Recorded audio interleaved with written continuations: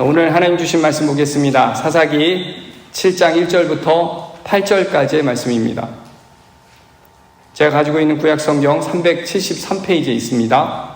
사사기 7장 1절부터 8절까지의 말씀입니다. 8절이니까요. 다 찾으신 줄 알고 한 목소리로 합독하겠습니다. 여룻바알이라 하는 기드온과 그를 따르는 모든 백성이 일찍이 일어나 하롯셈 곁에 진을 쳤고 미디안의 진영은 그들의 북쪽이요 모레산 앞 골짜기에 있었더라. 여호와께서 기드온에게 이르시되 너는 따르는 백성이 너무 많은즉 내가 그들의 손에 미디안 사람을 넘겨주지 아니하리니 이는 이스라엘이 나를 거슬러 스스로 자랑하기를 내 손이 나를 구원하였다 할까 함이니라. 이제 너는 백성의 귀에 외쳐 이르기를 누구든지 두려워 떠는 자는 길르앗산을 떠나 돌아가라 하라 하시니 이에 돌아간 백성이 22,000명이요 남은 자가 10,000명이었더라. 여호와께서 또 기드온에게 이르시되 백성이 아직도 많으니 그들을 인도하여 물가로 내려가라. 거기서 내가 너를 위하여 그들을 시험하리라. 내가 누구를 가리켜 내게 이르기를 이 사람이 너와 함께 가리라 하면 그는 너와 함께 갈 것이요 내가 누구를 가리켜 내게 이르기를 이 사람은 너와 함께 가지 말 것이니라 하면 그는 가지 말 것이니라 하신지라. 이에 백성을 인도하여 물가로 내려가매 여호와께서 기드온에게 이르시되 누구든지 개가 핥는 것 같이 혀로 물을 핥는 자들은 너는 따로 세우고 또 누구든지 무릎을 꿇고 마시는 자들도 그와 같이 하라 하시더니 손으로 움켜 입에 대고 핥는 자의 수는 300명이요 그 외의 백성은 다 무릎 꿇고 물을 마신지라. 여호와께서 기드온에게 이르시되 내가 이 물을 핥아 먹는 300명으로 너희를 구원하며 미드안을 내 손에 넘겨주리니 남은 백성은 각각 자기의 처소로 돌아갈 것이니라 하시니 이에 백성이 양식과 나팔을 손에 든지라. 기드온이 이스라엘 모든 백성을 각각 그의 장막으로 돌려보내고 그 300명은 머물게 하니라. 미디안 진영은 그 아래 골짜기 가운데 있었더라. 아멘. 오늘은 하나님의 시험지라는 제목으로 말씀을 나누도록 해보겠습니다. 어느 대기업의 이 베이커리 회사에 입사 공고가 났습니다. 이 공고 소식이 달동네에 있는 다락방에까지 이렇게 전해졌습니다. 달동네에 있는 이 다락방에서 월세도 몇 달 동안 못 내고 힘들게 살던 젊은 청년이 이 공고 소식을 보고는 어떻게든 입사를 해야겠다라고 지원하는 그 마음을 먹게 되었습니다. 지푸라기라도 이게 잡아야 하는 그 심정으로 지원을 결심을 했는데요. 단기간에 빵을 만드는 기술을 독학으로 공부를 하기 시작을 했습니다. 며칠 동안 밤을 새면서 열심히 공부를 했는데 드디어 입사하는 날짜가 다가온 것입니다. 그간 자신이 열심히 이제 이론을 공부를 해서 시험지에 답안을 이렇게 열심히 써내려가고 있었습니다. 중간쯤 갈 때는 알고 있는 그 문제의 답을 잘 써내려갔는데 끝부분에 이렇게 되니까 도무지 정답이 생각이 나지가 않는 것입니다. 나름 아는 대로 이렇게 답을 적고는 나왔는데 자신이 적은 답이 확실하게 맞았는지 이런 확신이 들지 않으니까 아이고 합격은 물 건너 갔네. 이러한 마음으로 그렇게 포기하는 마음으로 집으로 돌아왔다고 합니다. 며칠 지나고 나서 베이커리 회사에서 편지가 날라왔습니다. 바로 합격 통지서였습니다. 너무도 기뻐서 이 통지서를 이렇게 열어봤더니 점수가 64점이라고 적혀 있는 겁니다. 그리고 직급은 사원이 아니라 대리라고 이렇게 적혀 있는 거죠. 사실 이 베이커리 회사는 입사 기준이 굉장히 까다로워서 90점 이상이 돼도 들어갈까 말까 하는 굉장히 어려운 회사로 이렇게 유명했었는데 합격 통지서에 64점이라는 이 합격 통지서를 받고 직급도 사원이 아니라 대리라는 것에 이 청년은 몹시 황당해하는 그런 상황이 놓여 있었던 것입니다. 그래서 반신반의하는 끝에 베이커리 회사 인사팀에다가 여러 차례 합격 여부를 전화를 한 것입니다. 제가 정말로 합격한 게 맞습니까? 그랬더니 정말 합격한 게 맞다라고 그렇게 몇 차례 확인을 하고는 사실 이제 64점이라는 점수를 보고는 찜찜하게 이렇게 마음이 들었지만 어쨌든 입사가 되었다고 하니까 이 청년은 성실하게 가서 열심히 일을 해야겠다라고 다짐을 하고 출근을 하게 되었습니다. 몇 달 회사에서 일을 하다가 어느 날 사장님이 호출을 한 것입니다.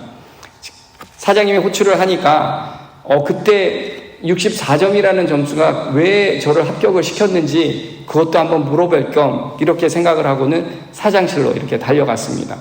사장실 문을 열자 사장님이 웃으면서 이렇게 흐뭇하게 웃으면서 인사말을 건네는데요. 우리 회사에 자네가 입사해서 너무도 감사하다네. 앞으로 자네가 열심히 성실하게 일하면 내가 자네를 과장, 부장, 이사까지도 이렇게 승진을 시켜줄 테니까 그러니 열심히 일을 해보게나 이렇게 사장님께서 격려하는 말로 인사를 건넸던 것입니다. 그 말을 듣고 나서는 이 청년이 자신이 궁금한 내용을 사장님한테 물어보게 되었습니다. 그런데 사장님, 합격 통지서에는 64점이라고 쓰여 있는데 어떻게 제가 합격을 한 것입니까? 그 질문을 들은 사장님이 청년의 시험지를 찾아와서는 그에게 이렇게 다시 보여주는 것입니다. 마지막 문제의 답이 자네를 합격시키게 되었다네. 그러면서 청년은 자신이 썼던 그 시험지를 뚫어지게 이렇게 쳐다봤는데 그 마지막 문제를 보니까 그 마지막 문제가 빵을 만드는 주 원료는 무엇입니까? 라는 그런 질문이었습니다. 그 질문의 답에 이 청년이 무엇이라고 적었냐면 정성이라고 답을 적은 것입니다. 정성이라는 두 글자가 이 목석 같은 그 엄격한 사장님을 감동시킨 그런 모범 답안이 되었던 것이죠. 비록 그가 적은 그 답이 이론적으로는 정답이 아니었지만 사장님이 원하는 그러한 감동적인 모범 답안이었다라는 것이죠. 제가 이 예화를 보면서 이런 질문이 떠올랐습니다. 그렇다면 하나님을 감동시킬 수 있는 모범 답안은 무엇일까? 만일 우리들이 하나님께서 내준 시험지를 받아들였다면 우리는 어떤 답을 써 내려갈 수 있을까? 이런 생각을 해보게 되었습니다. 그 답에 대해서 생각을 해보니까 매일매일 말씀을 묵상하고 읽고 암송까지 하고 매일 기도하며 그리고 11조를 꼬박꼬박 내고 그리고 때때로 금식도 하며 안식일을 철저히 지키는 것, 이렇게 답을 적으면 정답일까요? 제가 질문 드리겠습니다. 정답일까요? 아멘이시죠? 네, 당연히 정답입니다. 분명히 말씀 가운데 그렇게 다 적혀 있지 않습니까? 네, 분명히 정답입니다. 그런데 여러분, 하나님은 이것만 질문하시지 않으시겠죠? 시험지 안에는 아마 1번부터 30번까지는 이런 문제가 나올 수 있겠죠? 근데 그 이후에부터는 하나님은 또 다른 질문을 우리들에게 던지실 것입니다. 아마 내면에 대한 질문도 던지실 거라고 생각이 되는데요. 너희들은 정직한 영으로 하루하루를 살았는지, 아니면 음욕을 품고 산 적은 없었는지, 모든 불의나 추악하고 탐욕하고 악의가 없었는지, 시기 분쟁, 사기, 악독은 없었는지, 수근수근하거나 비방하거나 미워하며 능욕하며 교만한 마음은 없었는지, 세상을 살면서 세상 사람들보다 손해보지 않기 위해서 이익을 위해서 수단과 방법은 가리지 않고 거룩한 척하며 살고 있었던 모습은 없었는지, 또 아마도 예수님의 마음으로 실천에 대한 질문도 아마 그 시험지에는 있을 것입니다. 남을 사랑하는 마음과 배려하며 도움의 손길을 주면서 살았는지, 그리고 나의 모든 생각과 의지를 다 내려놓고 믿음으로 전적으로 주님을 신뢰하며 두려워하지 않으며 순종하며 살았는지. 여러분, 하나님의 시험지에 들어있는 질문들은 이러한 질문들로 구성이 되어 있지 않을까요? 이 시험지를 다 채점하고 나서 90점 이상이 나온다면 사실 정말 얼마나 좋겠습니까? 당연히 합격이겠죠? 그런데요, 꼭 90점이 안 되더라도 하나님을 감동시키는 모범 답안을 우리가 작성한다면 그러면 하나님은 반드시 우리를 합격시켜 주실 것입니다. 여러분, 로마서 10장 9절 10절 말씀을 보면 내가 만일 내 입으로 예수님을 주로 시인하면 또 하나님께서 그를 죽은 자 가운데서 살리신 것을 내 마음에 믿으면 구원을 받으리라. 사람의 마음으로 믿어 의에 이르고 입으로 시인하여 구원에 이르니라. 여러분, 아멘이십니까? 아멘이시죠? 입으로 시인하는 것과 마음에 믿는 것은 분리해서 말할 수가 없다라는 것입니다. 진정한 신앙의 고백은 외식적인 것이 될 수 없음을 분명하게 말씀하고 있다라는 것이죠. 마음에서 우러나오는 믿음이 바로 입술로 고백하게 되는 것이고, 그 입으로 시인하면 우리 모두는 구원에 이르게 된다라는 것입니다. 여러분, 우리 모두는 예수 그리스도를 마음으로 믿고 나의 구세주임을 입술로 시인하고 전적으로 그분을 신뢰할 때에 우리는 분명하게 하나님의 사람, 그리고 온전한 사람으로 바로 설 수 있게 된다라는 것이죠. 어떠한 두려움에도 우리가 능히 이길 수 있는 힘이 바로 우리에게 생겨나게 된다는 것입니다. 그런데 그렇게 여러분, 우리가 이겨낼 수 있는 힘의 그 원천은 바로 그분을 전적으로 신뢰한다는 것입니다. 여러분, 우리가 오늘 읽은 본문 말씀도 보면 전적으로 하나님을 신뢰하고 믿고 따라야 함을 교훈하고 있다라고 생각이 되는데요. 오늘 우리에게 주신 말씀을 통해서 하나님을 감동시킬 수 있는 모범 답안은 무엇인지 우리가 다시 한번 깨닫는 시간이 되기를 소망합니다. 그렇다면 첫 번째로 하나님을 감동시킬 수 있는 이 모범 답안은 믿음으로 두려움을 이겨내야 한다는 것입니다.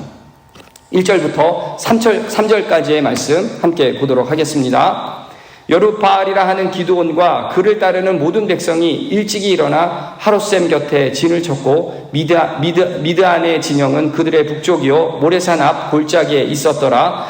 여호와께서 기드온에게 이르시되 너를 따르는 백성이 너무 많은즉 내가 그들의 손에 미드안 사람을 넘겨주지 아니하리니 이는 이스라엘이 나를 거슬러 스스로 자랑하기를 내 손이 나를 구원하였다 할까 함이니라. 이제 너는 백성의 귀에 외쳐 이르기를 누구든지 두려워 떠는 자는 길르앗산을 떠나 돌아가라 하라 하시니 이에 돌아간 백성이 22,000명이요 남은 자가 10,000명이었더라.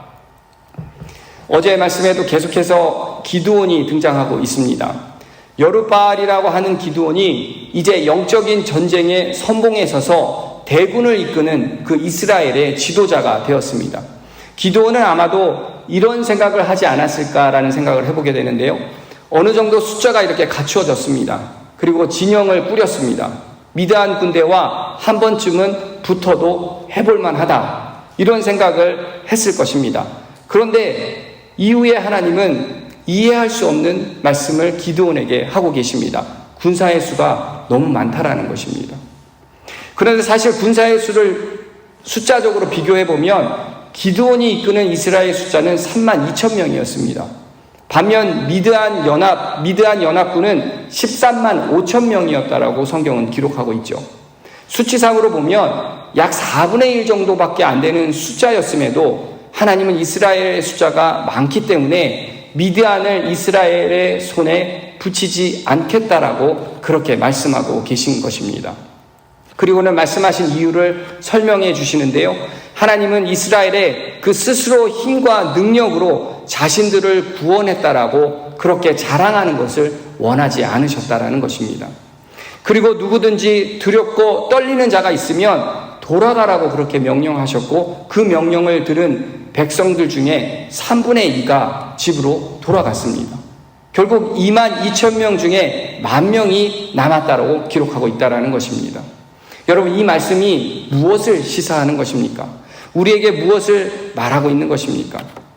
하나님의 일에 있어서 가장 중요한 조건은 그것은 하나님을 신뢰하는 사람이 하나님의 일을 감당할 수 있다는 것입니다. 만약 하나님에 대한 신뢰가 없다면 그 자리를 채우는 심리는 바로 두려움이 차지하게 된다는 것입니다. 그렇게 하나님은 두려워하는 자들을 억지로 전쟁에 참여시키려 하지 않으셨던 것이고, 하나님이 이끄시는 그 구원의 역사를 그저 바라보게만 하게 하셨다라는 것입니다. 그렇게 두려워하는 자는 결코 하나님 일에 참여할 수 없다라는 사실이죠. 여러분, 성경에 나오는 인물들을 보면 모세가 그랬고 여호수아가 그랬고 예레미야, 엘리야와 다니엘과 그 세 친구들이 그러했듯이 오직 담대하게 하나님의 명령을 두려움 없이 실행할 수 있는 자만이 하나님의 사역에 참여할 수 있다는 사실을 우리는 반드시 기억해야 한다는 것입니다. 그리고 하나님의 일에는 숫자에 의존하지 않는 것임을 우리가 반드시 기억해야 하는데요. 아무리 숫자가 많다고 한들 그 숫자가 허수라면 그것이 무슨 소용이 있겠습니까? 기드온을 따르는 백성들처럼 3분의 2가 두려워서 도망간다면 그 숫자는 전혀 의미가 없게 된다는 것이죠. 이처럼 하나님의 일에는 성도의 숫자가 중요한 것이 아니라 공동체의 사이즈가 중요한 것도 아니다라는 것입니다. 전적으로 하나님을 신뢰하는 사람들이 그 믿음의 공동체에 얼마나 많이 있느냐가 그것이 좌지우지한다라는 것이죠. 성도 여러분, 성경은 우리들에게 일관되게 그렇게 말씀하고 있습니다. 전쟁의 승리는 인간의 용맹함이나 그리고 군사가 많고 적음에 달려있는 것이 아니라 오직 여호와 하나님을 전적으로 신뢰하고 믿는 자들이 승리했다라고 그렇게 말씀하고 있습니다.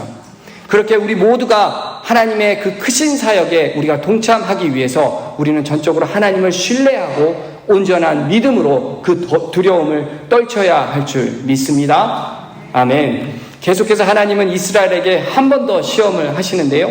하나님을 감동시킬 수 있는 그 모범 답안을 첫 번째는 믿음으로 두려움을 이겨내야 한다라고 말씀하셨다면, 두 번째는 믿음으로 싸울 준비를 갖춘 하나님의 군사가 되라고 말씀하고 계십니다.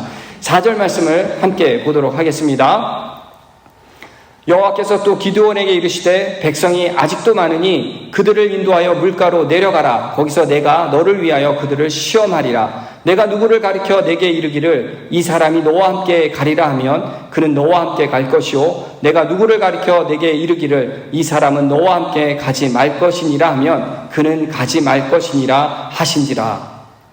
하나님은 기드온에게 백성이 아직도 많으니까 그들을 인도하여 물가로 내라고 하시고는 거기서 그들을 시험하시겠다라고 그렇게 말씀하고 계십니다. 이 말의 뜻은 이제 남은 사람들을 하나님의 뜻대로 선발하시겠다라는 그러한 뜻입니다.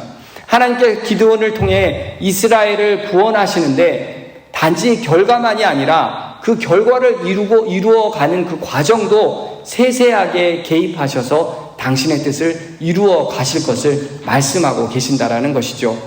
그렇게 말씀하시고는 하나님은 뜻대로 선택하신다라고 말씀을 하고 계시는데요. 5절과 6절 말씀에 그렇게 기록되어 있습니다. 이에 백성을 인도하여 물가에 내려가매 여호와께서 기드온에게 이르시되 누구든지 개가 핥는 것 같이 혀로 물을 핥는 자들을 너는 따로 세우고 또 누구든지 무릎을 꿇고 마시는 자들도 그와 같이 하라 하시더니 손으로 움켜 입에 대고 핥는 자의 수는 300명이요 그 외의 백성은 다 무릎을 꿇고 물을 마신지라. 하나님은 기드온과 함께 싸우러 갈 자격을 갖춘 사람을 결정하시는데 물을 먹는 방식을 택하셨습니다. 손으로 이렇게 움켜 입을 대고 물을 핥아 먹는 자와 무릎을 꿇고 물을 마시는 자로 구분하시는데요. 손으로 물을 떠서 핥아서 먹는 사람들을 300명, 그 외에 나머지 9,700명은 무릎을 꿇고 직접 입을 대고 물을 마셨습니다. 그런데 여러분, 하나님의 손으로 물을 떠서 핥아 마신 사람들을 선택하셨다라고 7절과 8절에 말씀하고 계시는데요. 여호와께서 기드온에게 이르시되 내가 이 물을 핥아 먹은 300명으로 너희를 구원하며 미드안을 내 손에 넘겨주리니 남은 백성은 각각 자기의 처소로 돌아갈 것이라 하시니 이에 백성이 양식과 나팔을 손에 든지라. 기드온이 이스라엘 모든 백성을 각각 그의 장막으로 돌려보내고 그 300명은 머물게 하니라. 미드안 진영은 그 아래 골짜기 가운데 있었더라. 하나님이 이미 두려움에 찬 사람들을 돌려보내셨습니다.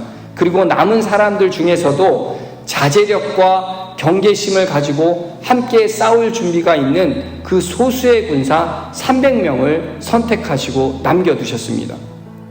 그런데 여러분, 왜 이렇게 자제력과 경계심을 갖추고 항상 싸울 준비가 있는 이 군사로 손으로 물을 떠서 핥아 먹는 사람들을 선택하셨을까요?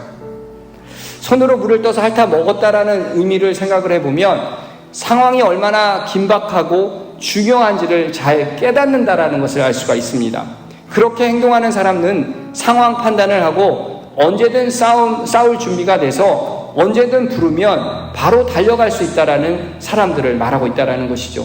하지만 반대로 무릎을 꿇고 입에 물을 대고 입에 물을 직접 대고 마신다라는 것은 천천히 풍족하게 물을 자신이 먹을 만큼 마시겠다라는 뜻이 포함되어 있다라는 것입니다. 적에 대한 경계심이 없이 자신이 현실적인 그 필요를 채우고 그리고 급하지 않다라는 그러한 마음이 이 행동에 담겨져 있다라는 것이죠. 그런 차원에서 볼 때 자제력과 경계심을 갖고 항상 싸울 준비를 한 자들이 바로 물을 떠서 핥아 먹은 자라고 말하고 있다라는 것입니다. 바로 이들이 하나님의 정의 군사가 되는 것이고 적합한 군사가 되었다라는 것입니다. 사실 이 대목은 학자들 사이에서도 해석이 분분합니다. 어떤 학자는 물을 마시는 방법에는 큰 차이가 없다라고 말을 하고요. 그것이 믿음의 차이가 아니라 단지 하나님의 그 소수 인원을 구별하시기 위한 방법을 사용했다라고 주장하는 사람들도 있습니다. 그런데 제 견해는 좋은 영적인 군사를 하나님께서 선택하시기 위해서 2차례나 시험을 하셨다라는 것입니다. 먼저 두려움이 있는 자를 솎아내셨습니다. 그리고 두 번째로 우수한 군사를 선발하기 위해서 물을 마시는 모습을 통해서 시험을 하셨다라고 그렇게 성경은 기록하고 있다라는 것이죠. 그 결과 하나님의 기준에 합당한 그 온전한 군사 300명을 하나님의 일을 감당하기 위해서 선발하셨다라는 것입니다. 여러분, 어쨌든 이유야 어쨌든 간에 그렇게 하나님께서 선택한 그 300명의 군사는 이후 하나님의 명령에 철저하게 순종하고 하나님의 일을 온전히 그렇게 감당했다라는 사실입니다. 여러분, 이처럼 오늘 본문 말씀은 하나님의 일은 결코 사람이 많다라고 해서 이루어지는 것이 아님을 단적으로 보여주고 있다라는 것이죠. 하나님께서 기드온에게 자신을 따르는 그 군대를 감군하라고 명령하셨을 때 참으로 받아들이기가 어려웠을 것입니다. 하지만 기드온은 하나님의 명령을 따라서 단 300명만을 남기고 모두 진영으로 돌려보냈고 이후 하나님은 그 적은 인원으로 미디안을 물리치셨고 이스라엘을 구원해 주셨다라는 것이죠. 많은 병력이 아니라 또 많은 물질이 아니라 오직 하나님을 전적으로 신뢰하고 하나님의 말씀에 순종한 결과물이 되었다라는 것입니다. 그렇게 성도 여러분, 하나님의 백성이 적을 물리치고 그리고 승리하는 삶을 살기 위해서 필요한 것은 오직 하나님의 말씀에 전적으로 신뢰하는 것이고 그의 말씀에 순종해야 한다는 사실입니다. 이제 우리는 우리의 승리가 되는 그 방해되는 것에 너무도 우리가 집착하고 있다면 그 집착하는 것을 버리고 그리고 승리하는 삶에 필요한 것들을 집착하는 삶을 살아야 될 줄 믿습니다. 그리하여 오직 믿음으로 우리에게 두려움을 떨쳐버리고 그리고 믿음으로 싸울 준비가 되어서 하나님의 군사 그리고 하나님을 감동시키는 그러한 모범 답안을 써 내려가는 저와 여러분이 되시길 주의 이름으로 축원드립니다. 아멘. 함께 기도하겠습니다. 하나님, 오늘 말씀을 통해 우리의 가장 우선순위가 무엇인지 그리고 하나님을 감동시키는 그 모범 답안이 무엇인지를 깨닫게 해주셔서 감사합니다. 오직 믿음으로 두려움을 이겨내게 하시고 믿음으로 싸울 준비를 갖출 그 하나님의 군사로 하나님을 날마다 감동시키며 살아가게 하여 주시옵소서. 사랑의 주님, 하나님의 자녀는 외형적인 모습에 집착하지 않습니다. 내면을 가꾸며 더욱 성숙한 그 크리스찬의 그 삶을 살아가게 하여 주시옵소서. 하나님, 오늘도 그 말씀으로 새롭게 변화되게 하실 줄 믿사오며 우리를 구원하신 거룩하신 예수님의 이름으로 간절히 기도합나이다. 아멘.